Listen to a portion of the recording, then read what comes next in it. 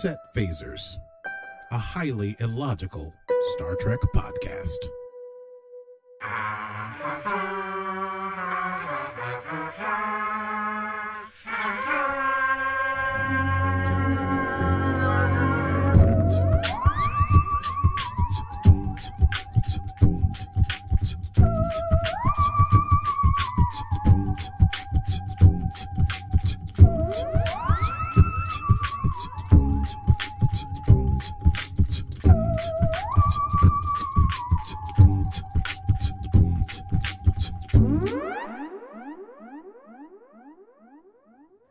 Hello, Aki. Merry Christmas Eve. Oh, hello, Stevie. Merry Christmas Eve. We are looking super festive in our pajamas. Yes, it's like it's Christmas morning, and we've rushed downstairs to open up the presents, and the presents are an episode of Star Trek Discovery, and we're going to examine them from top to bottom. Huzzah. Yeah. Yes. Huzzah. Next year, we are getting Star Trek ornaments for our trees. Oh, well, great. I'll have to buy a tree. You have a tree. There's one right behind you. This is my dad's house. It's not a real tree. The tree is fake. You plug it in. So is ours. It's more sustainable. I guess, yeah. I may not be here where I am next Christmas, but you know what? I'm sure I can find a sprig of evergreen and hang an ornament from it, you know? So it'll be great. All right. Well, listen, and happy Christmas Eve / 2 days after Christmas to everyone who is listening to this. You are welcome into the program. This is Set Phasers, a highly illogical Star Trek podcast, and we are talking today about episode 6 of season 4 of Star Trek Discovery. Today's episode stardate is stardate 1461224.1. It is early in the morning as we record this because the holidays are so imminent. Stevie's been up for hours and I have been up for minutes. And we're going to try to do this thing. Before we get into that, we'll just do our usual preamble at the top of the show. What have we got to say? People, check us out, review us on Apple Podcasts. I'll start dancing and please do. Stevie, you do your thing. Are you dancing or flapping? I'm not really sure. It looks like you're trying to take off. It's early in the morning. This is very calisthenic for me. This is waking up for you. Please do rate and subscribe us on Apple Podcasts or whichever platform you listen to us on. And if, of course, you would like to join us in our continuing mission on Patreon, patreon.com/setphasers, you can join us there for the live stream videos of our podcasts, Aki's dancing, obviously, early access to the podcasts, shout outs on the podcasts. And the most fun thing, this is my funnest thing of all, is I'm going to call them watch parties, previously done on Netflix, but now we'll have to do them elsewhere, where we all get together and watch episodes of Star Trek together with commentary and so on. And now, back to our regularly scheduled programming. Yes, I did some very, I think, impressive chiaroscuro jazz hand work just then. So if you become a Patreon member, you too can watch me dance at the beginning and the end of every episode, dancing about Star Trek. Well, I guess it's nothing else to do it but to do it. So we might as well run it down. It's time to run it down. Can you run it down for me? What just happened? Can you run it down for me? Sweet. Yes. Well, episode 6 of season 4 is entitled Stormy Weather. I wonder why. Mm-hmm. I wonder why.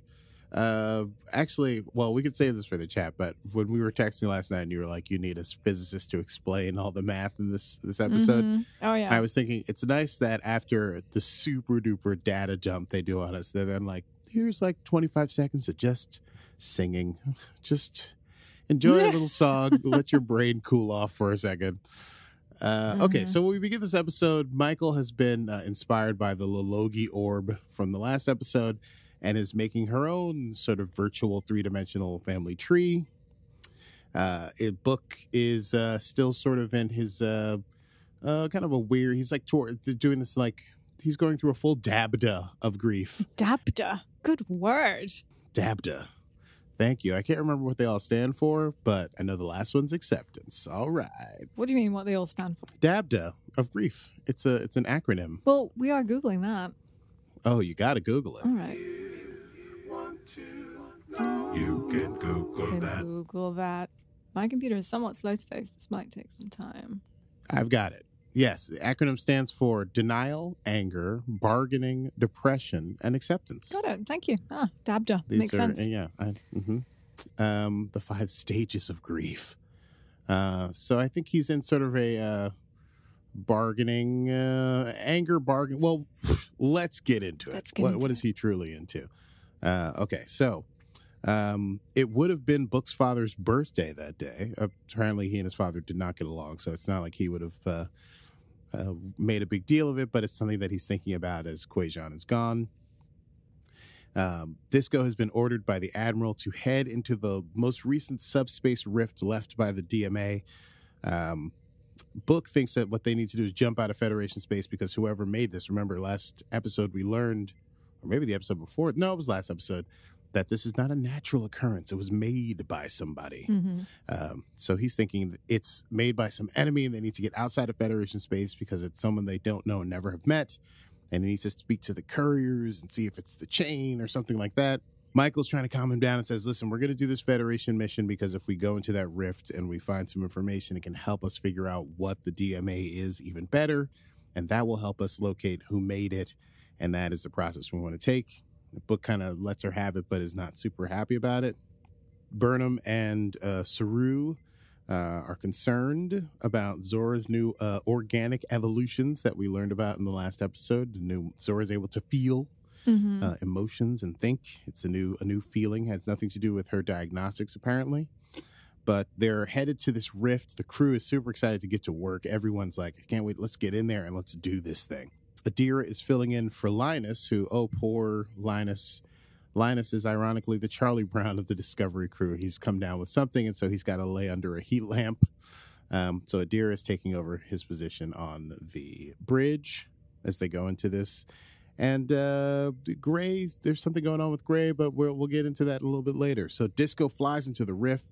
They have to do it on impulse because warp's not going to work, and they're not sure it's safe to jump in using the spore drive.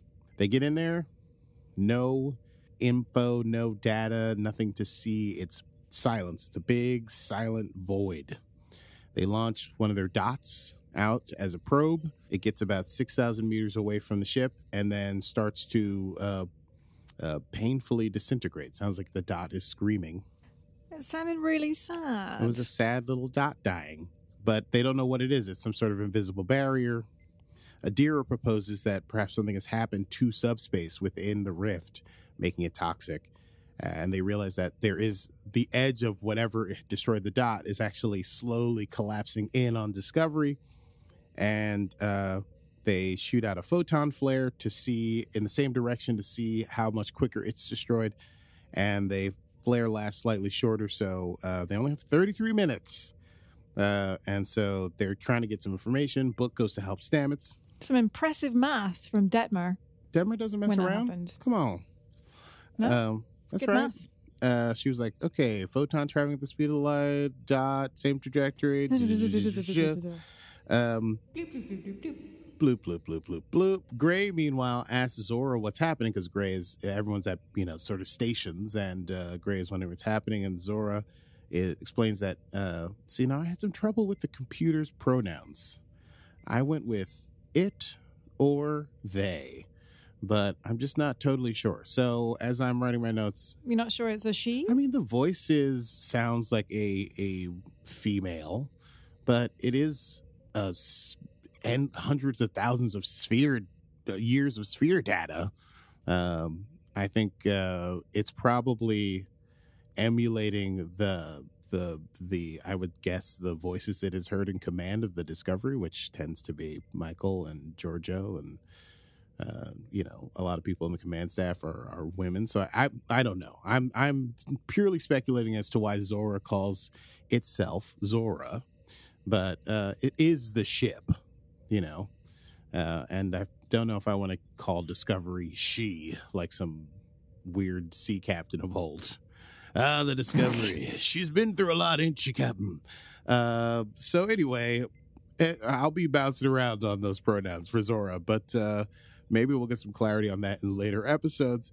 Anyway, Zora is saying that it can't sense anything outside of the ship and is being therefore overwhelmed by the data inside of the ship. It's sort of having like a kind of like a little panic attack, basically. And so Gray offers to play a game that they play on the Trill planet in order to help Zora clear its head. Meanwhile, Stamets is working on trying to give the shields more power. They're drawing power from all the systems that they can because shields are down 25% because of whatever is out there is sort of trying to eat the ship.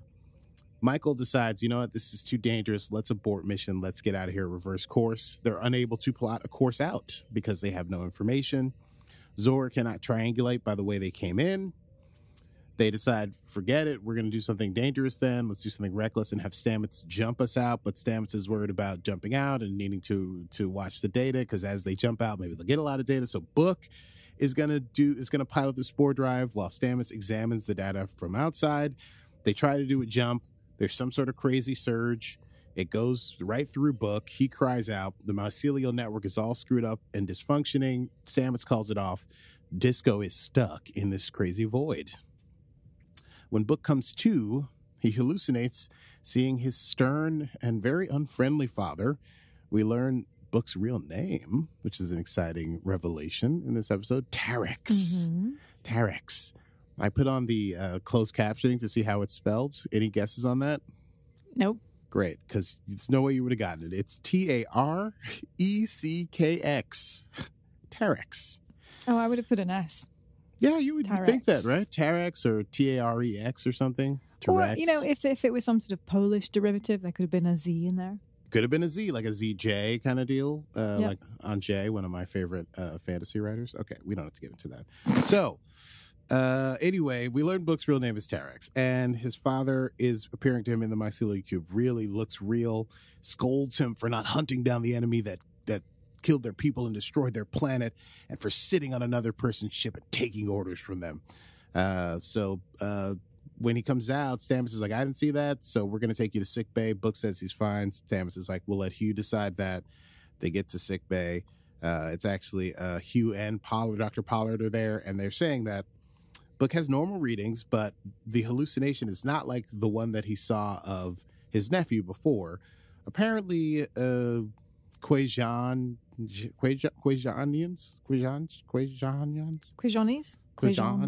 Quajani people have some very like intense dream neurons in their head that allow them to have like very spectacular visions, and those are firing at like 150% because of whatever went through Book.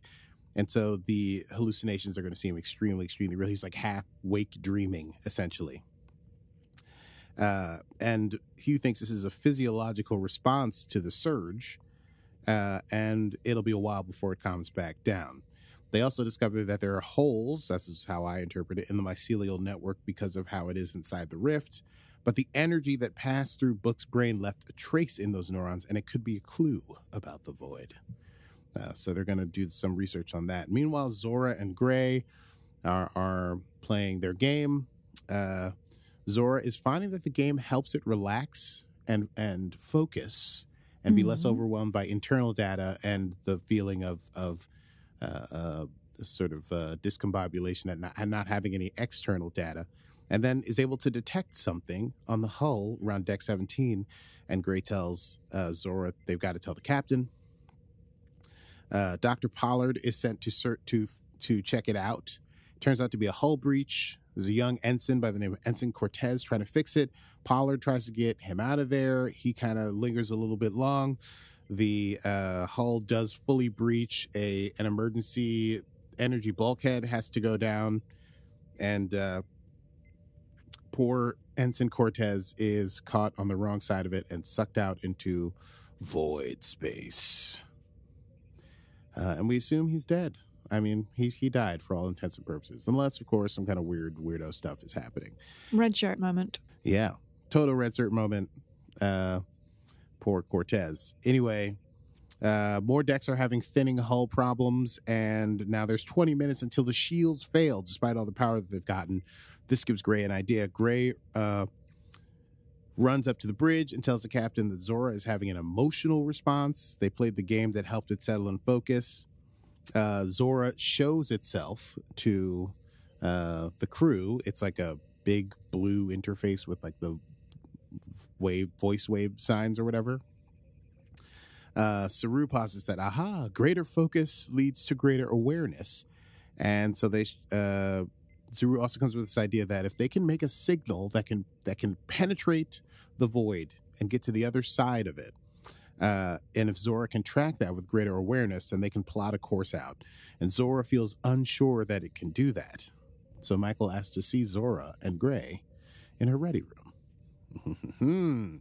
Book, meanwhile, is still seeing his father down in engineering, I think. His father's encouraging him that he should have gone to see couriers and find out what's going on here, and he shouldn't be taking orders, and tells him that there's a Quajan Hunters creed. Quajan Hunters, didn't know that was a thing. Blood for blood, life for life. Very Klingon. And derides his love for Michael, which Book, he also says anger is what drives Book, as it did himself. So Book had an angry dad, and his angry dad thinks that Book is just like him. Book refutes this. Zora and Michael have a conversation. Hold on. Zora and Michael have a conversation in the ready room. And basically Zora is afraid and feeling guilt because of Cortez's death and doesn't know what's going on and feels like the captain may not trust her anymore. And Michael's able to talk Zora back from the brink of this and sort of get Zora on the page of like, if they're able to find the signal, will Zora be able to try and lead them out? Culber and Pollard and Stamets have analyzed the signals that pass through Book, and this is where I'm guessing things get very, very weird. The hallucinations should disappear in about an hour. The symptoms turn out to be a solution. The particles in Book's brain are particles that are only found on the galactic barrier. That is to say, the edge of the galaxy in which all of this is taking place. You know, the universe is full of billions and billions of galaxies. We're in the Milky Way galaxy. So the edge of that galaxy, there, I would presume these sort of like primordial style particles that do not appear closer in. And that means that the DMA, these things would only exist on the outside of the galaxy, on the very verge. So the DMA very likely came from outside of the galaxy, not just outside of Federation space, not just from a different quadrant of the galaxy, fully outside of the galaxy, some other galaxy. And because it's an extragalactic particle, that is a particle from the outside of our galaxy, not existing within, they can use that to triangulate the edge of the DMA, the outside of it, because that's where it would have hit the galactic barrier, right? It's like it went through like a dye wall or something. It's wet on the outside, and the wetness is not water, it's extragalactic particles. Anyway, that will allow them to differentiate between the void and the outside. So they're going to be able to use that to find where they punched in and be able to punch out of this subspace rift that the DMA made as it came in and went out. Anyway, I hope that makes sense. I watched the episode twice, and that's when I constructed this understanding of the theory. It's all fiction. That's a much better breakdown. As I texted you last night, just pretend it's magic. That helps. Don't think of it as science. Then you try to figure it out. If it's magic, you're like, oh, okay, the galactic magic from outside. You got to follow that like a breadcrumb. Yeah, I was having a very festive coquito at the time, which probably didn't help my brain power. Feliz Navidad, Stevie. Feliz Navidad. Okay, so Michael puts the crew on this, tracking down these extragalactic particles. There's 10 minutes left on the shields. They discover that the particles will resonate. These extragalactic particles will resonate at 218 kilohertz exactly, which they're able to figure out is basically the sonar frequency from Earth. Sonar being the ancient technology where you send a little boop, boop, from all the submarine movies. and it pings back, and you're able to, hear if like a missile's coming at you and hunt for Red October or whatever. And they think they'll be able to follow this ping out if they keep pinging sort of the edges of the rift. They can use that to triangulate their way out of the rift. And so Michael says that's how they're going to have to do it. But they realize that the ping, the amount of time it takes for the sound to go in and go out, for sound literally to travel within this void, it's going to take too long. The shields will essentially have failed by the time they get out of the rift. So Michael suggests that everyone on the ship go into the pattern buffers, as if they were transporting somewhere, but just stay there. Everyone except the captain. The captain will stay with Zora. Mm-hmm. Michael addresses the crew. They do that. They go into the pattern buffer in groups. There was an incident earlier where Owo had some issue with Saru because Saru didn't want Owo to go down and try to reinforce certain barriers on certain decks, but to stay on the bridge. So before Owo and Saru go into the pattern buffer, Owo explains, apologizes and explains where that anxiety came from. And Saru basically says, you bore witness.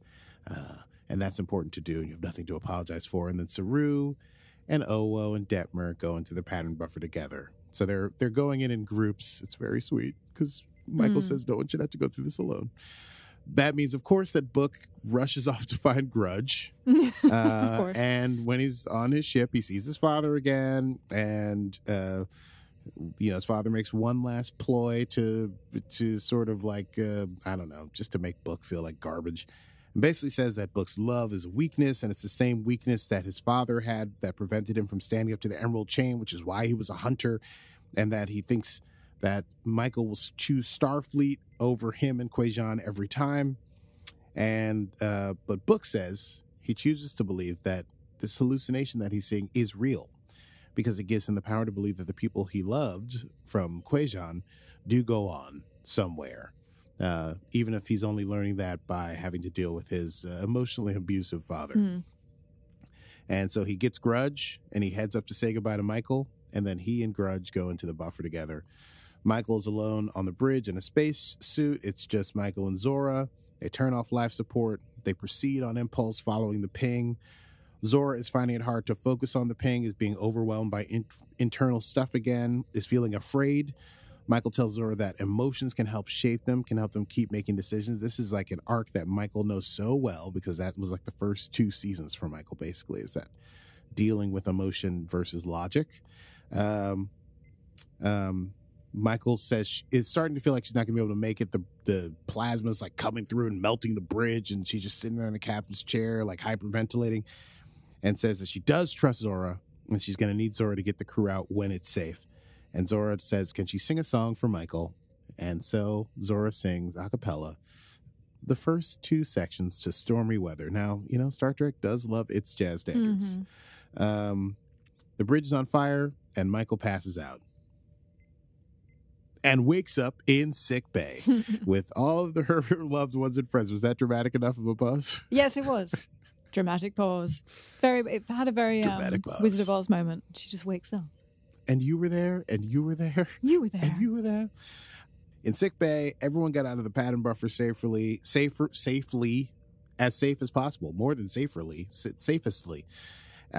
Disco is being repaired, I think maybe in the Archer space dock from the season premiere.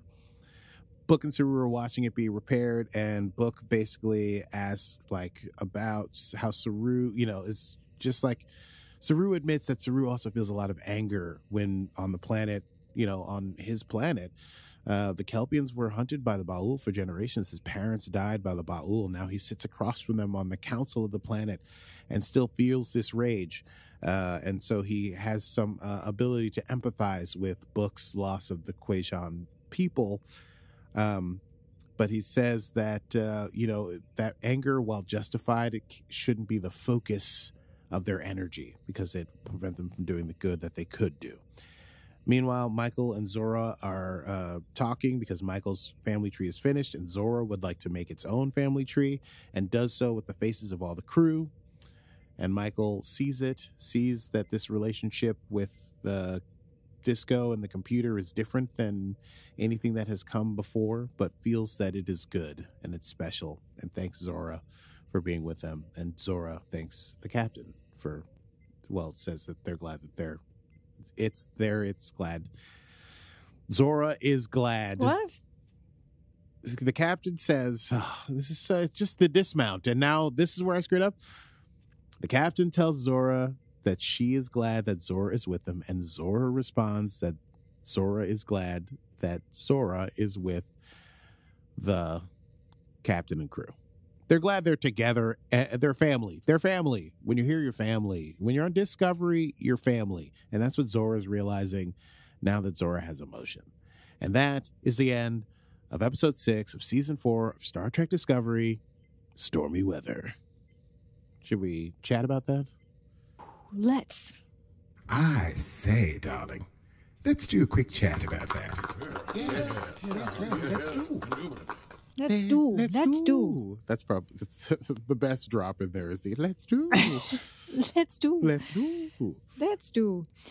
Well, what did you want to chat about? I mean, the scary physics and maths in there was quite something. Yeah, it's creepy, weird stuff. But basically, I think the thrust is that this came from outside of the galaxy, which is cool. Yeah. I had flashbacks to that TNG episode where they got stuck in a void and there was this weird baby face thing that came up at the end. Yeah. And the void was a thing that was lonely and just really wanted to trap people in there. Yes, exactly. I'm glad that this wasn't like a baby extra dimensional creature that wanted to play or whatever. Yeah. There was just some really bad effects for that one. And I mean, even at the time, you're like, this is weird and a bit creepy. And in hindsight, you're like, oh, this feels uncomfortable. But again, we're kind of enjoying another episode that's sort of a contained. Yeah. Yeah. A bottle? Is that what they call it? A bottle? Yeah, and I think in sitcom terminology they call it a bottle episode. Yes. I mean, that's more like if they're all trapped in like an elevator together, but this is you're all trapped in a sightless, informationless, dark void together. I think obviously the big thing for this episode for me is Zora's awakening. And I love that Zora is dealing with the crucible of emotions versus logic, because it's such a personal journey that Michael had to go on, especially from season 1 and 2, when Michael's like real interesting crutch for dealing with trauma was to become, hyper logical, which led to the whole issue with the Vulcan hello and, making, deciding that logically she had to mutiny in order to prevent the Klingons. This is going back to season 1. Anyway, yeah, that's like such a perfect thing. And then Michael is so like wise in being able to walk Zora through this same sort of complicated mess that emotions are scary, but avoiding them is not useful. And so I thought that was cool. I like that Michael and Zora have a relationship. Yeah, that's very good insight. I like that, Aki. Oh, they're going to therapy. You. That was very good. What can I say? It's very good. What else have we got? Book and his angry ass father. Yes. So that was just a complete hallucination from the outside void, but I guess it's bringing up all of the stuff that he's conflicted about. I mean, I thought it was interesting. We get to see that Book's father was sort of the opposite of Book, who, when we first meet him, is like a space druid Robin Hood who like steals endangered species from big game hunters and returns them to refuges, basically. But his father was a hunter for the Emerald Chain who literally hunted down species in order to keep the chain off Kwejian's back. And maybe that's part of why their relationship deteriorated as it did. Also why Book loves Kwejian, obviously, but was living sort of as a weird outskirts kind of, like as a courier, just like not really being home a lot. I wonder if his father is dead, according to the story, but I wonder if we're going to get more of that that Emerald Chain Kwejian stuff. Yeah. So, I mean, do you wonder how long that hallucination will be with him, or is it done? Because at the end, he kind of walked past him and he sort of put it to bed, and I wonder if it will come back or... That's curious. Well, yeah, I guess now that we know that Kwajani people have like super dream neurons or whatever, and when they're shot through with extra galactic particles that they hallucinate things, it's certainly possible. But it did seem like Culber was saying, like, in an hour you'll be fine and you'll stop seeing, your dad.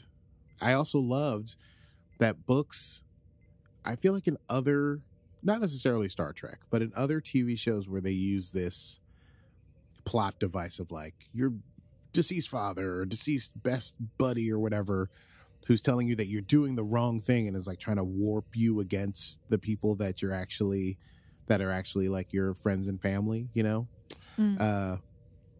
the barbs that they use are actually very effective against the protagonist.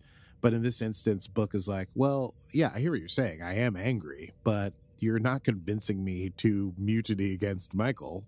His dad's like, oh, you love her, don't you? And he's like, yeah. And then his dad's like, well, I mean, you just shut up, I thought that was great. Yeah. Yes, I thought that was cool. And we get to see Gray doing some stuff, finally. Yes, Gray had a nice moment playing chess with Zora. Yeah, Trill chess. Mm-hmm. Yes, only Trill can play this chess. Well, it's a game they play in order to help instill mind-body connection, which, Zora needs. I would love to, Gray is training to be a guardian. And so Gray is now, I just love that everyone's sort of stepping up and helping everyone out. And Stamets trying to be nice to Book, I thought was so cute and awkward when Book is like, I'm here to help. And he's like, oh, you could do this. And then he walks away and his normal, and then he like turns around and he's like, oh, and thank you for being here. I appreciate your help or whatever. It just seems like he read that in a book the day before. Yeah. How to be a good manager. Oh, yeah. Oh, I like that. How to be a good manager. How to be a good manager. Thank you, Book, for helping me today. Your input was very important to me. Yes. We value everything that you say. 2 seasons ago, he would have been like, what the? I don't need your help. I wrote down that it was directed by Frakes, so I'm not surprised that we dealt with a lot of emotional content, but it felt like it flew by. It did. It didn't feel like the sort of... having said that, there were a few smaller moments. I think when everyone was transporting into the pattern buffer, those for me were the very Frakesy moments. Extremely, but he does it like so. They're like such tiny moments. He like finds ways to like have it be just how people look at each other before they go in, or they like take hands together before they go in. He's very good at that. And then I thought the way the crew was so excited in the beginning was very Frakesy, being able to show how like the crew, everyone's like headed to the bridge, like, yeah, we're gonna get in there, we're gonna figure out what's going on with this thing, really it jazzed me up. Everyone in their new suits, getting ready to do Star Trek stuff. It was great. Yeah, should we move on to quotable moments? Let's move on to quotable moments. Quotable moments. Quotable moments. Quotable moments. Oh, I do love the Dowager Countess. What did you have? I've got a few, don't I? Let's go with you. Okay.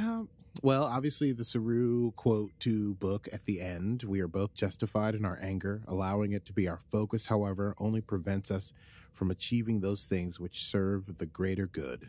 It is a struggle, yes, but a worthy one. Very good. I like that. That was good stuff. It's good stuff. It's good stuff. Carry on. Oh, okay. Let's see. I love at the beginning, this is just because I love cats, but when Book is like feeling like they're not doing enough, he turns to Grudge and he says, we'll figure it out, girl. I think it's a good sign when Book is talking to Grudge. It means that he's mentally on the upswing because he likes to talk to his cat so much. It's a nice character development or character. Indeed. I don't want to steal any that you have, but I've got... All right. Yeah, I mean, I was too busy drinking coquito to write too much down. But one of them, towards the beginning, when Michael says, Stamets, I need more power. And he goes, what? I might have some under my chair. Oh, yeah. Stamets, you. Stamets stingers. Stamets. Ooh. That stings. Yeah. Beautiful. Beautiful. And also, I loved when Michael is talking to Zora in her ready room and says, you're talking about logic. I'm talking about feelings. And is sort of getting this computer to understand that it is beginning to feel, and that is a different kind of mental process than pure data, and learning how to deal with that. Again, I really love that Michael is able to be the computer, the sentient AI whisperer. And I really loved at the very end when Zora has quickly made its own family tree, and it's this beautiful tree, and it just shows all the crew, and you see all these Tilly, and you see Jed, and you see Stamets, and you see all these people. And Michael says, quote, "This is different, but it's good. It's special," which I thought was very sweet. It's very sweet. That relationship. Very cute. Yeah. Very cute. And so that is all I have to say for quotable moments. Indeed. Well, shall we move on to next time? Next time on Set Phasers. Ooh, next time on Set Phasers, we're going to talk about episode 7 of season 4 of Star Trek Discovery. Who's this? I don't know. Is this Trip? We're doing Trip from Enterprise? I don't know. Yeah, a little more nasal than Trip, but something's going on here. Anyway, we're going to be talking about that next time we come down here and do Set Phasers. We just discovered, alas and alack, thank you, Stevie, for alerting me, that next week's episode will be like about a month and a week finale. Break. It's a mid-season finale. I posit that they thought maybe there was going to be the whole NFL playoffs and Super Bowl. And so they decided not to do new episodes. I don't really know what that is. It's some sort just of the sport biggest thing. game in American TV. But the fine playoffs. I understand the big game. What do you call that again? The Super Bowl. I do understand the Super. I enjoy watching the Super Bowl. It's quite fun. Well, there you the go. Food's good, and the ball gets thrown around and that sort of thing. It sure does. Yes, absolutely. But why is it not happening? Is there some COVID thing? Is that why? Oh, well, I just know recently there's been a lot of COVID cancellations for the NFL. It might still happen. I don't know, but they've paused play. But my assumption is that Discovery was thinking a lot of TV shows take a break over January into February because Sports. the ratings are so sports heavy. I see. For that month. And so I think that's what they were thinking, but I don't know what that means. Anyway, after next week's episode, we'll have to figure out what we're going to talk about for about a month. Oh, we could do some movies. Yes, Steve and I will put our heads together and we'll get back to you on that. But at any rate, so next week, where's my voice? Next week, we're going to talk about episode 7 of season 4. And it's going to be a pretty heavy one. We talk about that DMA. So if y'all enjoy what you hear, this here program, you can check us out. We drop new episodes every Monday, wherever you get your podcast from. And we are just so delighted that you're listening to us. Please rate and review us on your Apple Podcast or wherever you get your podcast. And maybe we'll try to look up some reviews, maybe read them on the air. Yes, that would be lovely. I'm very impressed at how you committed to that accent. I'm not sure I could commit to a Southern accent for a good minute. You did pretty good. You did a little bit of a Tennessee Williams thank you thing so there. much. That'd be lovely. It's more Blanche from Golden Girls. Oh, that works. Oh, good Lord. I think that's everything. Patreon, become a patron. It's fun. And when's our next watch party? It must be January. It'll be January, maybe the first Sunday or the second Sunday in January. Possibly. We'll also figure that out. Yes, we will. Possibly. But please do become a patron so that you can join us for that next watch party. There are lots and lots of fun. And you can watch me dancing right now. Yes, right now, but not on the Patreon watch party because it's virtual and we can all sit in our pajamas and watch together. It's great fun. Well, thank you so much for listening. I am Stevie Manns. Until next time. Wait, I did that backwards. Until next time, I'm Stevie Manns. There we go. And I'm a coward who has no place wearing the IQ Zen. And this has been Set Phasers, a highly illogical Star Trek podcast. Computer, why end that program? Hey! Not bad.